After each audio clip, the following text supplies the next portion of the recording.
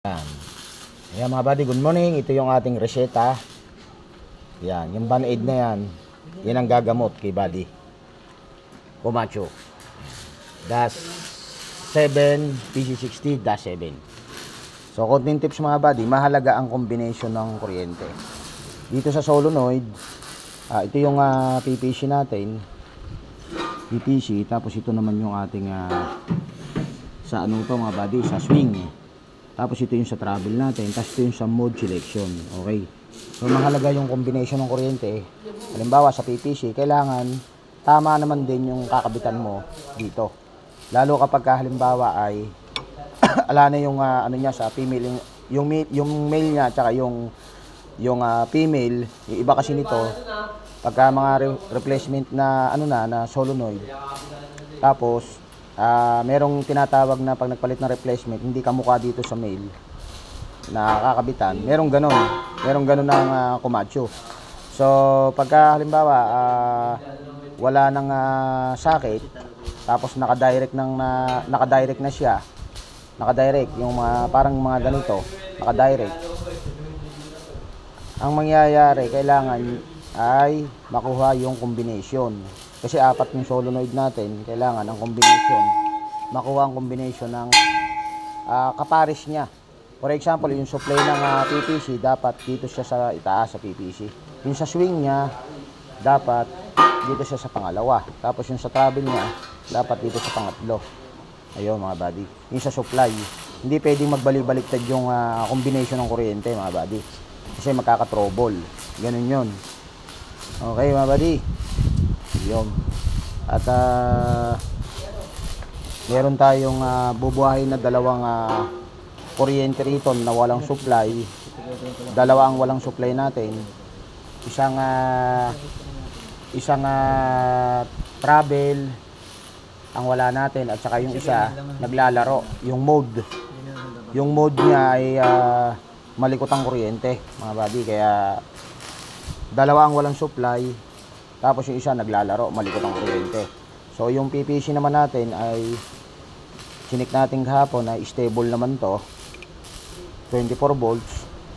So meaning to say, lahat ng power supply natin dapat sa solenoid ay 24 volts. Dito sa PPC, yan, dito sa swing, dito sa travel, at saka dito sa mode selection. Pagka merong isang wire dito, isang harness dito na sinukat ninyo, bumaba ng wala kayong nasukat or bumababa ang sukat, for example 24 volts kasi ang power supply nito standard, dapat makakuha tayo ng ganong sukat mga buddy, 24, 22, 23. Pag bumaba na siya ng tinatawag na, lalo sa mga Camacho, bumaba na ng 10 volts, yan, 10.57, mga ganon. Yan, yung mga experience na po natin yan mga buddy. Pag bumaba na ng mga 10 yan, mga ganon, sinukat niyo yung voltahe niya, bumaba na siya, 11 na lang, mga ganon. Alanganin na mga buddy yon, alanganin. Okay, lalo sa mga modelo, yung mga latest model.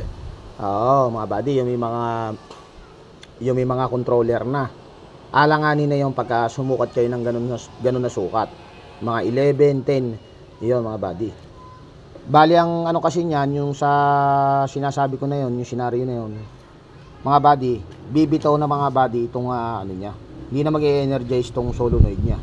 Okay, kaya magiging lack of power na rin yung unit kapag lack of power. Magkakaroon ng trouble ng lack of power. Dahil mga buddy, ang solenoid, mga buddy, talagang ito, may standard to na resistant. Ang mga Camacho 50, 60, yan, pasok pa yan, 40, ganon.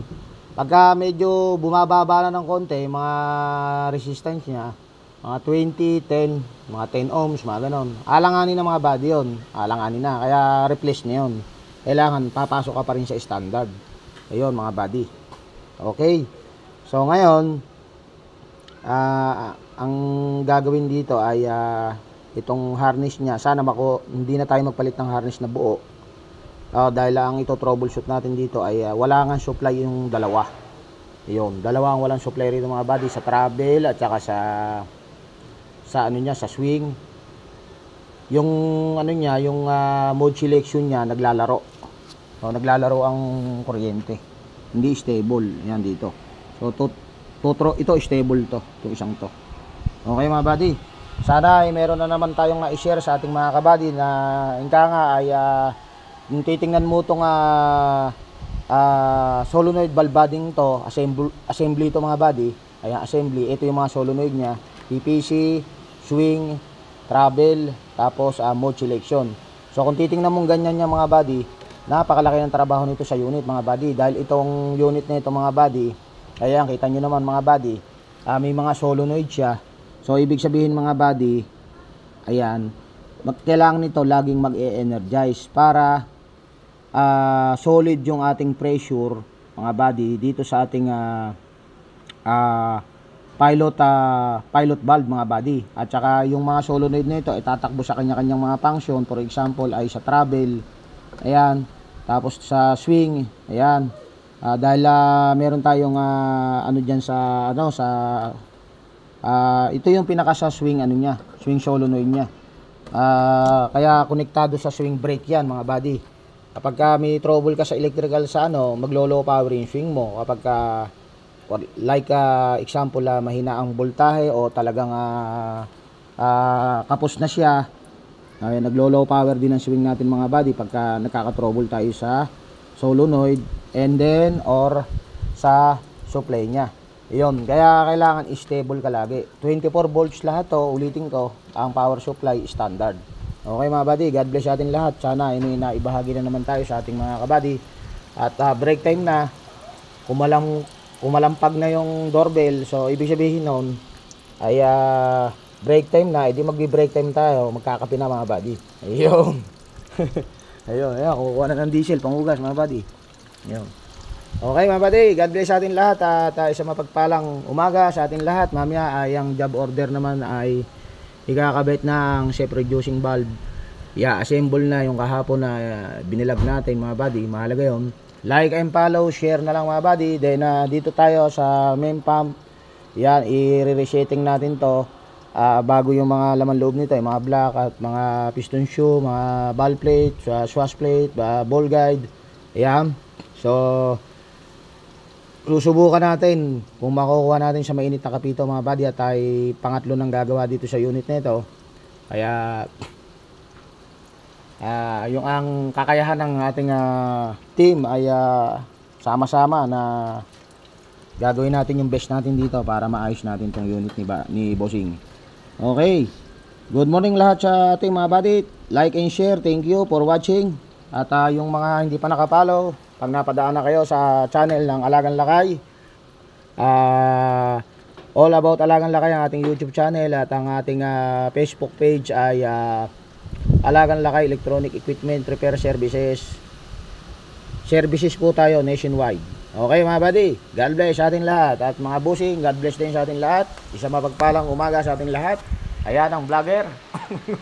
Ayan. Ayan. Ayan, si Chief Lakay, ang inyong lingkod. Ayan, laging naggagawa ng video para sa ating mga kabady na nagsisimula pa lang sa hydraulic system. Ayan mga buddy. Okay mga buddy, so update lang tayo at isang mapagpalang umaga sa ating lahat mga buddy. Yon, so yung dito rin sa sa safety lock nito, ibabalik sa standard. Kailangan pagbaba mo ng safety lock, ayan, pre na siya. Ayan, working na ang unit. Okay mga buddy, pagtaas mo, lock. Okay, lock na, walang galaw lahat, nakalock ang system ng hydraulic. Okay mga buddy, ayan, pa-like and share na lang at follow sa ating page mga buddy. God bless sa ating mga buddy at si Buddy Camacho. Gagaling din to mga buddy sa mainit na kape, si Buddy Camacho. Okay mga buddy, sa mapagpalang umaga sa ating lahat mga buddy. Good morning all my friends, subscriber, followers. Ayan, YouTube channel subscriber and followers. Ayan, good morning all. At all hydraulic technician services and automotive mechanic, heavy weighted mechanic. Ayan, and all my friend worldwide, OFW, and yung mga foreigner natin na mga friend. Ayan, how are you? Ayan. How are you? Everyday happy. Yan. Everyday moment happy, mga buddy. Yan. God bless sa atin lahat, mga buddy. Thank you for watching. Yan. Thank you for watching and subscribe my channel and subscribe Chief Boying. Ayan. Chief Boying. Chief Boying, good morning. Ayan, Chief Boying, busy oh. Ayo, good morning, good morning. Ayo. Pakikita ko lang yung aking Buddy Fuego. Ayan, iyan yung aking kasama sa hirap at ginawa. Yan kay Buddy Fuego. Ayan, at shoutout ko rin yung boss ko. Ayan, yung nagbigay ng sasakyan sa akin, si Boss. Ayan, shoutout sa iyo, Boss. Ayan, RM Perez. Ayan, thank you so much, bossing. Aalagaan natin po si Buddy Fuego.